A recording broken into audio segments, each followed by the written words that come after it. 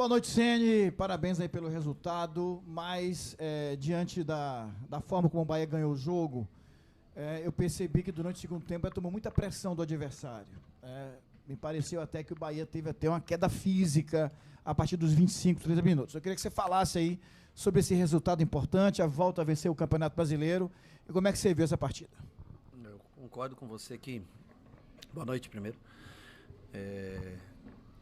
Nós vemos jogando aí uma sequência, serão 7 jogos consecutivos, antes de uma sequência de 7 jogos novamente.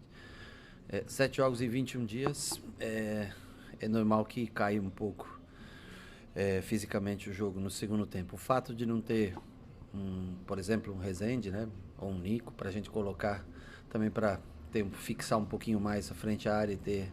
A gente se defende com Depena, com Iago, que são todos jogadores de construção, né?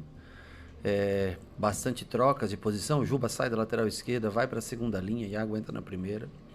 Então, assim, devido às trocas e talvez não ter um jogador ideal para aquele momento do jogo, por exemplo, ter o Ademir, por exemplo, para colocar de velocidade do lado, né? Faz falta para a gente. Eu acho que nós sofremos além do normal, concordo contigo. Caímos um pouquinho.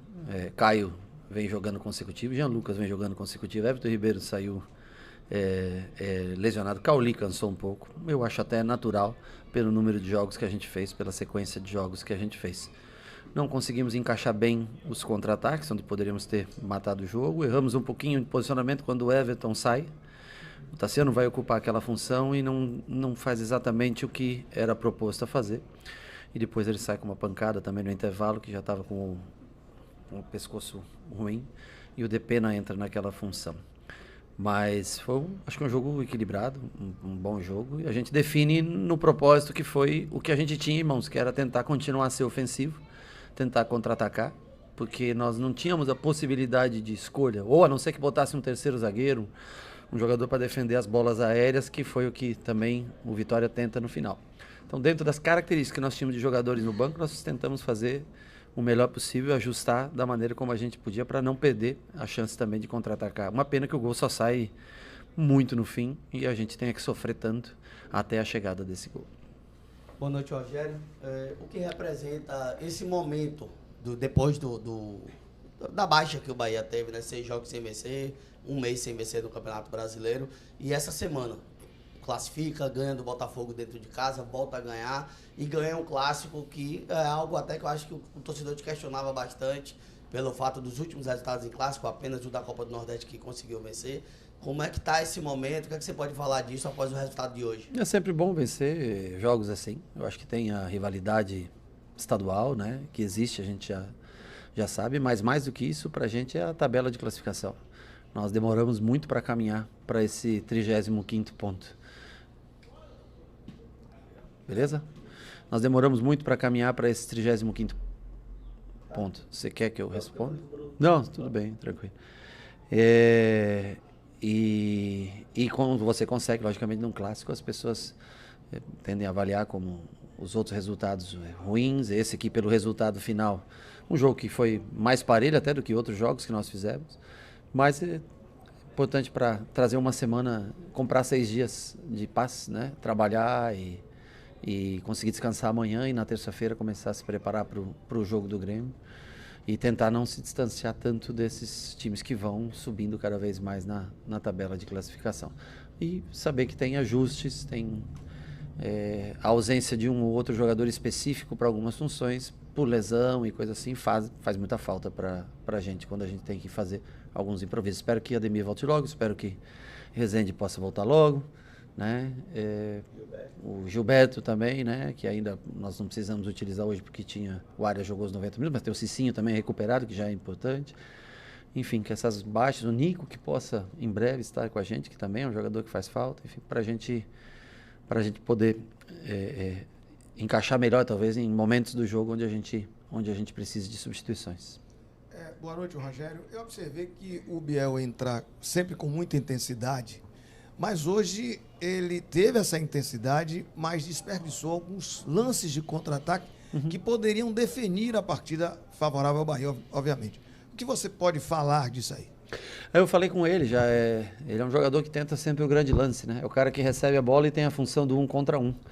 E nem sempre você tem a felicidade de conseguir driblar. Às vezes você tentou uma, tentou duas, não deu, vamos soltar uma bola um pouco mais fácil, mais simples, para tentar a grande jogada no momento certo. Mas é a função dele, tentar. Nem todos os dias vão dar certo.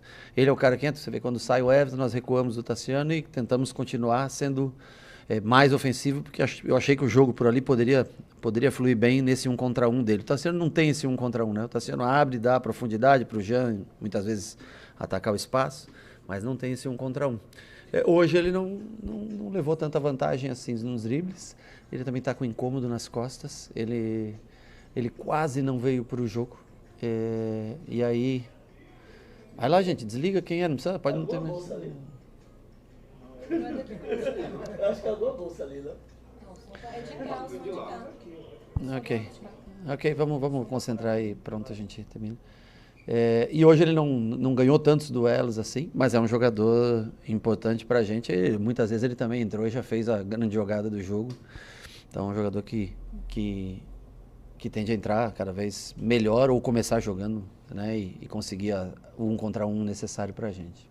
Boa noite, Rogério. Aqui. O Everton tem um lance ali que ele leva uma joelhada do Hiller, né? Fica com o olho muito inchado, ele acaba fazendo gol.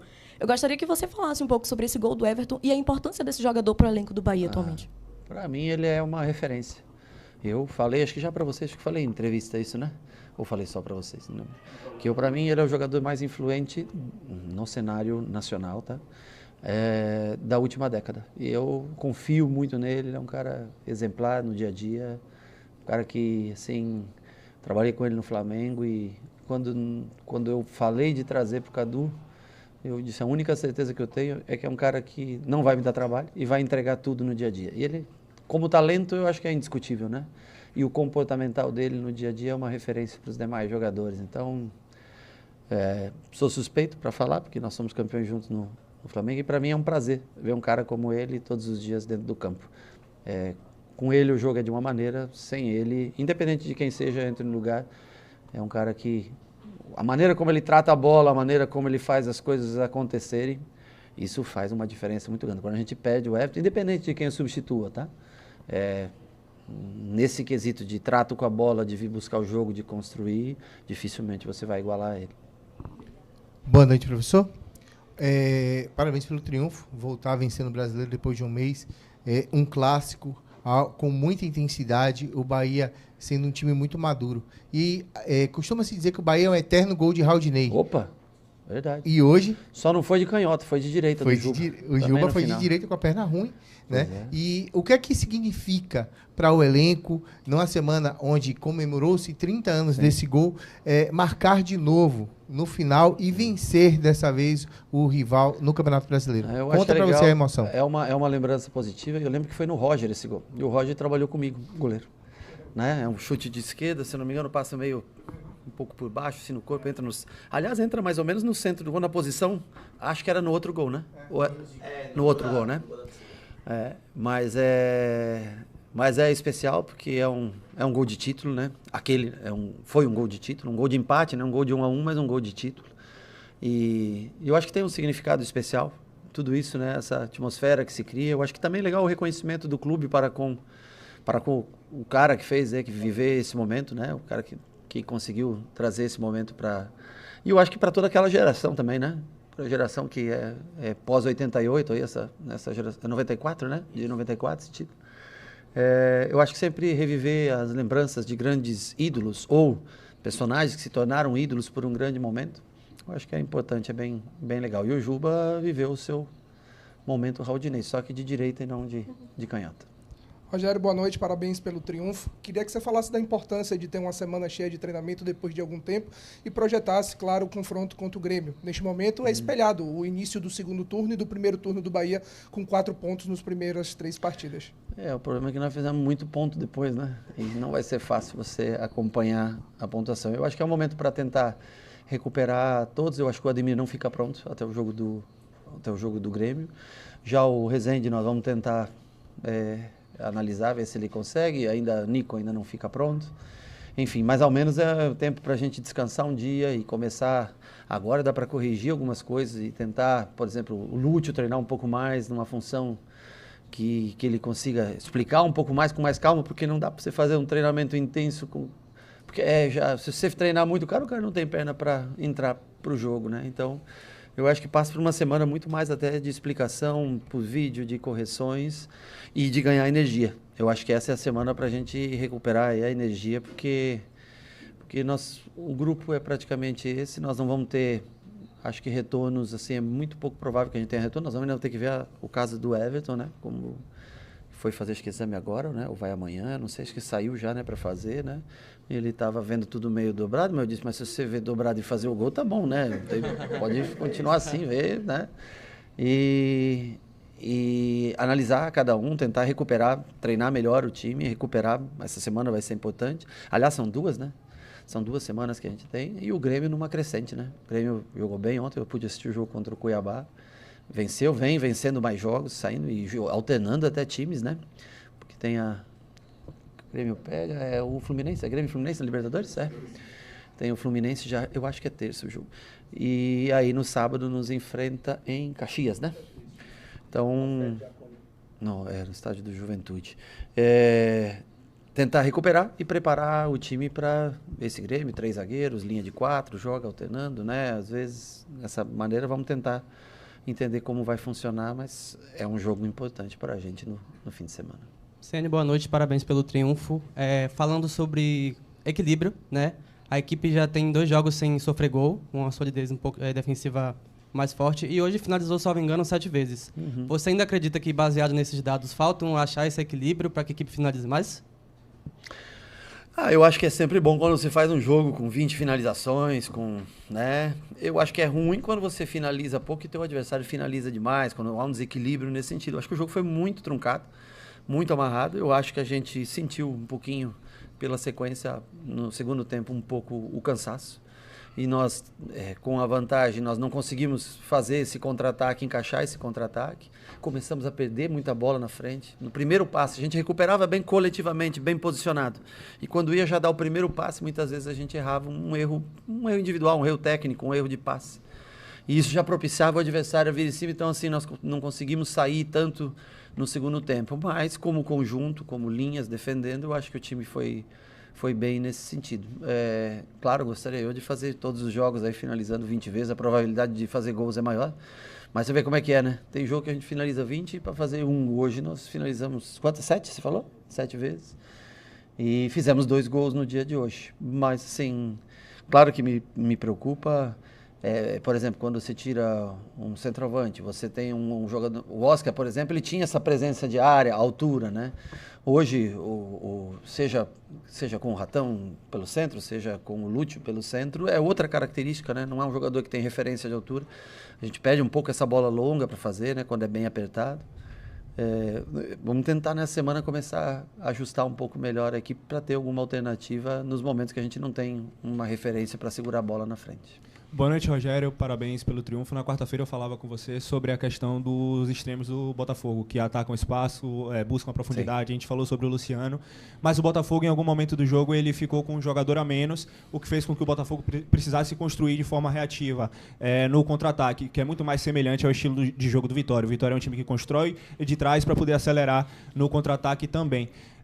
Se comemora muito quando se tem semana livre para treinar, para poder preparar, para descanso também, mas esses embates curtos, com diferentes facetas, diferentes formatações, o quanto isso potencializa a preparação da sua equipe para estar sempre no mais alto nível, para independente das nuances que o jogo trazer para você? Veja bem, eu acho até que a gente até pela por exemplo, você tem volante, o Caio é um volante construtor que marca relativamente pouco perto de outros volantes no Brasil e que constrói muito com relação à maioria. Mas você não tem como mudar muito a característica. Nesse momento não há, mesmo com a semana vazia, você não tem uma opção de dizer, não, eu quero ser defensivo, eu quero colocar Rezende e Nico de volante na frente. Você não tem esse jogador. Então você tem que treinar diante daquilo que você, as peças que você tem. Qualquer um que eu colocar ali, você pode escolher o Iago, Depena, que já jogou nessa função, e o Caio. E a característica deles é jogar, né? Na do Jean Lucas, nós praticamente nem temos um substituto direto para o Jean Lucas, né? Depena ou Everton Ribeiro. Qual é a característica dos dois? É jogo. Então nós temos que treinar dentro das características que nós temos. Não adianta a gente querer muito falar, não, mas vamos trocar o sistema. Gente, se os volantes todos jogam, os que tem, você não tem como, você tem como tentar ajustar em matéria coletiva a aproximação das linhas e tentar se defender daquela maneira. Mas você não pode trocar radicalmente, né? A não ser que você, por exemplo, hoje poderia ter enfiado um terceiro zagueiro na área pelas bolas, mas a gente não está mais acostumado tanto a jogar com esse terceiro zagueiro. E as linhas, os laterais, para mim, os dois laterais hoje fizeram uma grande partida. Tanto o Arias quanto o Juba. O Juba vai ganhar um destaque até maior por vocês, pelo gol, que é natural quando se faz o gol. Mas o Arias, para mim, foi o melhor jogador em campo nosso hoje. E olha que ele voltou da Copa América um degrau abaixo do que ele foi. Que ele estava no momento, ele chegou aqui, demorou, cresceu e estava no melhor momento. Quando voltou da Copa América, não jogou tão bem e hoje novamente faz uma grande partida. E pelo controle que esses caras dão de profundidade, na verdade não se faz necessário um terceiro homem de centro. Agora, pela bola aérea, quando sai, antigamente saiu o Everaldo, por exemplo, ou o Tassiano, entrava o Oscar. O Oscar te dava uma sustentação defensiva nas bolas paradas, né? Hoje nós não temos. Porque aí você diz, não, mas o Caio vai sair, mas eu ponho o Rezende para fazer essa sustentação, né?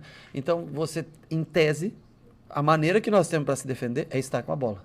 Quando você perde a posse, esse jogo não fica bom pra gente. Mas então vamos... Não vamos. Não tem. Os que nós temos, tem, mas estão lesionados. Então nós não temos como alterar a maneira... Nós temos que ter a bola. Essa é a resolução que a gente chega, afinal, porque nós não temos não temos jogadores altos para entrar, não temos volantes de marcação hoje disponíveis para entrar. Ou tem a bola, ou você sofre. Nesse momento não há outra opção. Rogério, boa noite, parabéns pelo triunfo. Só a título de comparação nesse tema aqui ainda do modelo de jogo e essa questão do calendário.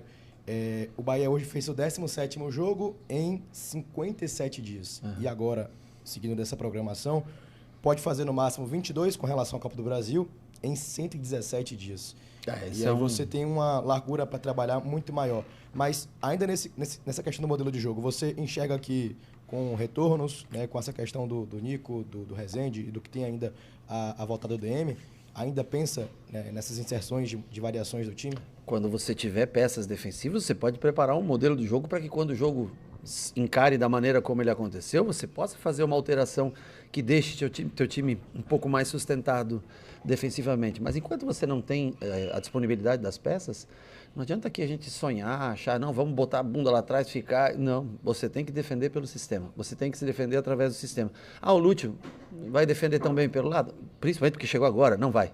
O Ratão é um cara que vai... Não vai. O Everaldo faz sacrifício. O próprio Ademir, quando está em condições. Biel. Gente, nós estamos falando todo de jogador ofensivo. Talvez, lógico, a gente não conta perder... O Nico a gente já sabia que ia voltar só em... Agora, agosto, por aí, a gente estava imaginando, agosto, setembro. Mas é uma pena perder o Rezende, que é um jogador que te dá a bola aérea, dá a chance de você botar um jogador de mais velocidade na frente e manter sustentação defensiva. Mas enquanto não tem, agora, depois tendo esses jogadores, nós podemos em determinado momento do jogo, ou num determinado jogo, escolher ter esse tipo de jogador e fazer um jogo um pouquinho diferente do que a gente faz hoje. O espaçamento das datas é o seguinte, esse é o nosso time, tá? Não pense que o espaçamento... Eu acho que vai ajudar muito para que esses jogadores consigam revitalizar a energia nesse tempo, né? E a gente treinar algumas coisas de posicionamento coletivo. Mas o time é o mesmo, são esses caras que estão aqui que vão tocar o barco provavelmente até o fim do campeonato, dentro da característica que eles têm. Acho difícil o retorno do Rezende, acho difícil o retorno do Ademir para esse jogo, só daqui talvez 2 semanas, pode ser que nós tenhamos esses jogadores, o Ademir talvez até mais, o retorno de Gilberto, enfim, de todos que estão lesionados. Então, assim, hoje as escolhas não são tão grandes, principalmente na variação de estilo de jogo, né? Não é tão grande, mas nós temos que recuperar, trabalhar, treinar. Eu acho bom ter uma semana vazia. Depois a gente tem, acho que é Botafogo, né? E aí já vem Copa do Brasil, se eu não me engano, no meio, né? Vai ter o sorteio, Copa do Brasil, aí tem 3 jogos consecutivos. Se a gente tiver mais opções, como uma volta de um Rezende, o Ademir mudar... Hoje o jogo era a cara do Ademir.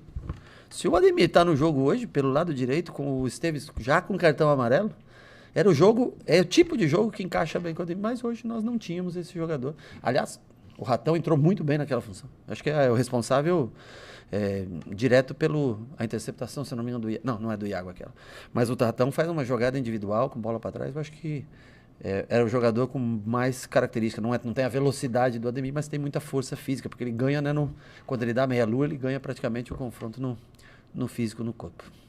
Rogério, boa noite. Bom, queria voltar um pouco ao primeiro gol, porque normalmente as pessoas que não assistem os jogos veem apenas ali os 5 segundos finais. Sim, né? Mas é uma jogada bem construída, né? E a questão é que muitas vezes o Bahia é rotulado, entre aspas, do time dessa associação curta de tabelas, porque quem vê os 5 segundos finais vê isso. E tem essa questão realmente do jogo, se a gente voltar a fita um pouco mais, de um time que faz uma inversão, que a bola chega no Tassiano para abrir espaço e essa tabela, esses segundos finais acontecerem. Queria que você falasse um pouco sobre isso, porque se taxa o Bahia, e não é negativo, de um time o meio-campo que funciona, que tabela, que pouco finaliza, mas voltando à fita, tem algo a mais. Você acredita que o time é taxado apenas, é rotulado apenas como o time do meio-campo? Eu acho até que o Bahia é bem elogiado nas redes de TV. Eu acho que o Bahia, de maneira geral, eu vejo aqui críticas quando perde, o que também encaro como natural, elogios quando ganha, mas na mídia nacional como um todo, eu vejo o Bahia mais elogiado até numa média do que aqui, que eu acho que, juro, é completamente normal, porque aqui tem gente que trabalha, é torcedor, e eu entendo também como funciona, como se monetiza. As críticas fazem parte para você também criar embates. E muitas vezes também são merecidas por nós. Deixa eu explicar. Nós temos 4 jogadores no campo que, se eu começar a acelerar esse jogo e fazer um jogo de transição, nós vamos sair perdendo contra qualquer equipe. Para que a gente tenha esses 4 caras no meio campo, mas você pode não ter. Posso não ter, mas eu prefiro tê-los porque eu acho que eles são jogadores diferentes.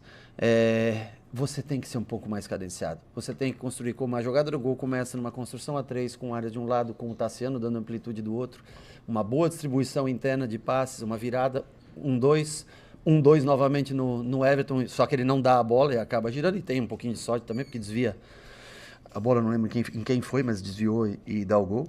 Mas é uma jogada bastante trabalhada pela gente, bastante padronizada pela gente, esse tipo de construção. Quando ela encaixa bem e você consegue inverter o lado, trazer para dentro, ter cada um ocupando o espaço de campo correto, tende a dar boas jogadas. Agora, se a gente acelerar mais o jogo, esses 4 caras não vão aguentar tanto tempo dentro do campo.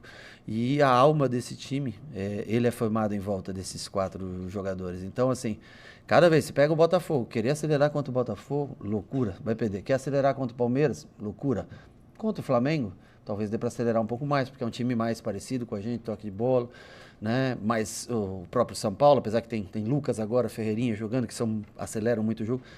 Mas para ter mais minutos de Caio, Everton, Jean e Cauli, se a gente fizer muita aceleração, não vai. Então nós temos que construir.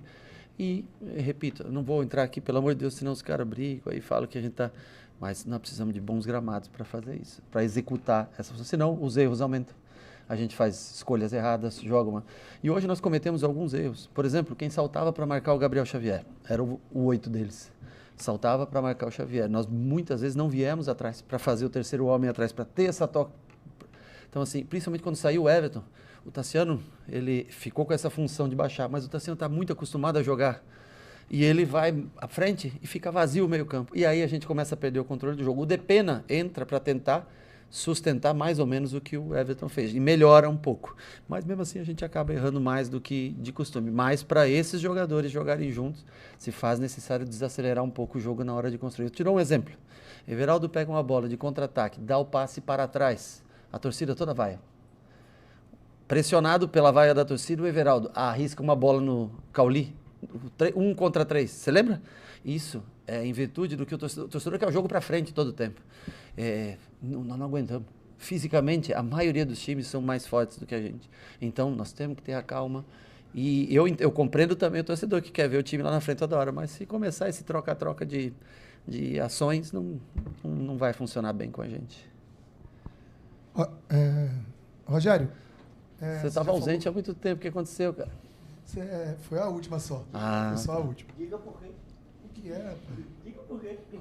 Tá. É por causa dele. Tá, pronto. Eu já ia começar um motim, né? Eu não tô sabendo isso aí. Eu ia começar um motim. Ele mora longe e foi embora. Eu ia começar um motim. Eu ia dizer assim, ó, eu cheguei a dizer assim, ó, vamos fazer o seguinte, quando o Rogério chegar, não tem ninguém na sala. Não, mas ele vai aí dizer, poxa, pensando já foi. você só me avisa que eu não venho e tá tudo certo. Mas assim, você é gaiato, né? Eu não ia nem falar disso. Brincadeiras à parte. Rogério, você falou já do jogo, do esquema. Até que ponto a ausência de muitos jogadores, os resultados negativos, lhe pressionaram a reconstruir não só a capacidade de pensar e executar desse time, que por vezes falhou mesmo, né? Como você acabou de dizer, o time ele é montado para construção, para troca de passes, para se defender com a bola no pé. Mas não pode, por vezes, não é o tempo todo. Às vezes há uma fuga, principalmente no lado esquerdo. Há uma fuga do Jean, do Juba, e essa bola é negada. Isso também não cansa o cara que passa e não recebe, e depois tem que correr para cobrir a bola que é lançada às suas costas. O Juba sempre acaba sendo sacrificado nisso. Ele passa, não recebe, tem que voltar para cobrir, né? Então, às vezes, não é o tempo todo, essa bola não pode ser um pouco mais vertical, um pouco no pé de quem pode fazer esse passe, como o Juba, por vezes, fez hoje. Várias vezes essa bola no ponto futuro, que deu certo. Isso não pode também acontecer. Até que ponto a falta dessas peças, da pressão de resultados, da sequência ruim, atrapalhou até para a confiança desse quarteto reagir melhor aos jogos? Eu acho que, assim, o Juba, eu não vejo ele como sacrificado. Eu vejo que é um sistema que ele é beneficiado pelo que, na minha opinião, ele tem de melhor, tá? Hoje ele foi para a segunda linha, faz o gol, né? Jogando na função que todos imaginam. O Juba no esporte jogava como um ponta, aberto, né? O que ele tem de bom? Cruzamento. O que precisa? Referência. Nós jogamos praticamente com um 10 mais centralizado, né? Então eu acho que o Juba ele não vai render tão bem. Naquele momento ele vai para a linha de frente, porque o Juba tem uma recomposição boa, sabe mais ou menos o fechamento, dobrar com o Iago ali, aquela parte lateral. Hoje, por exemplo, se você tem condições de ter Ademir, Biel e Ratão, você põe na frente, pô, legal, nós vamos ter o jogo mais verticalizado, mas nós não tínhamos hoje essa velocidade, não é? Mesmo o Lúcio, ele não é um velocista, o Lúcio. O Lúcio é um cara de atacar espaço, quando vem com bola conduzida, o gol dele, o passe do Everton mostra o que ele tem de melhor, potencializa o que ele tem de melhor. Ataque ao espaço, espaços curtos, as costas do zagueiro. Mas não é um velocista para percorrer como o Ademir é de longa distância, tá? Então, assim, quando você não tem peça, você começa quando tem ausência de jogadores por lesão, o Biel estava com muita dor nas costas, cara. O Biel veio para o jogo porque ele foi remédio e tudo e para estar presente no jogo. Mas o Oscar, o que ele tinha de bom, né? Esse ataque ao espaço curto. Infelizmente, nós perdemos esse jogador. Então, assim, a ausência de peças, às vezes você quer fazer. Eu entendo também que muitas vezes você precisa dar velocidade, mas nós não temos. E aí você tem garotos na base que pode fazer isso. Você pega o Thiago, que hoje estava no banco, o Juan Pablo, que foi cortado, pode. Mas é muito difícil você lançar um garoto em detrimento a um jogador que já está trabalhando mais tempo com a gente. Então, assim, por isso que nós também temos que treinar, porque eles podem entrar, fazer uma grande jogada, um grande jogo, mas eles ainda precisam se adaptar ao sistema de jogo. E, assim, sobre pressão, sobre resultado, cara, eu digo para você, a gente trabalha praticamente do mesmo jeito todos os jogos. Às vezes dá mais certo, às vezes o campo atrapalha, às vezes você pega um gramado sintético, como foi contra o Botafogo, e a gente joga bem, porque flui, né? Essa troca de passes acaba fluindo. Mas não tenho, assim, para mim, eu trabalho da mesma maneira. Todo dia, todo jogo, tento fazer com que eles façam da mesma maneira. Claro, quando está apertado, principalmente desse lado aqui, não do lado que foi o segundo gol, do lado do primeiro gol, onde ali está bem ruim de trabalhar com os pés, a gente tenta encurtar um pouco o jogo, diminuir o número de passes para tentar essa bola mais longa, porque, infelizmente, desse lado onde bate sombra aqui, não melhora. Não sei como é que faz para melhorar. E nem digo que é culpa dele que eles não querem melhorar no estádio, mas não melhora, e aí você não consegue jogar. Eu só queria aproveitar que hoje é Dia dos Pais, né? Desejar um feliz Dia dos Pais para todos que estiveram aqui. Essa sensação de o pai trazer o filho, eu sei, por exemplo, teu pai trouxe você quando garoto, teu pai trabalha, né, no mesmo veículo de comunicação que o presente que esses caras hoje deram para os pais, né, a 100% ou deveria ser 100% da torcida, né, nossa aqui hoje no jogo, então esse presente. E eu queria mandar um beijo para o meu pai, que a gente só dá valor, né? A gente acaba não vendo na vida. Eu vejo uma vez por ano praticamente meu pai, sabe? Eu só queria dizer que eu te amo, pai, e que eu gostaria de gastar mais tempo da minha vida perto do senhor. E eu acho que assim é um presente que todos os atletas dão para aqueles pais que trazem os filhos para se tornar Bahia, que fizeram se tornar Bahia. Eu acho que é um grande presente que leva hoje. Então, queria mandar um beijo pro meu pai e que se estenda a todos que estiveram aqui. Ok? Obrigado, gente.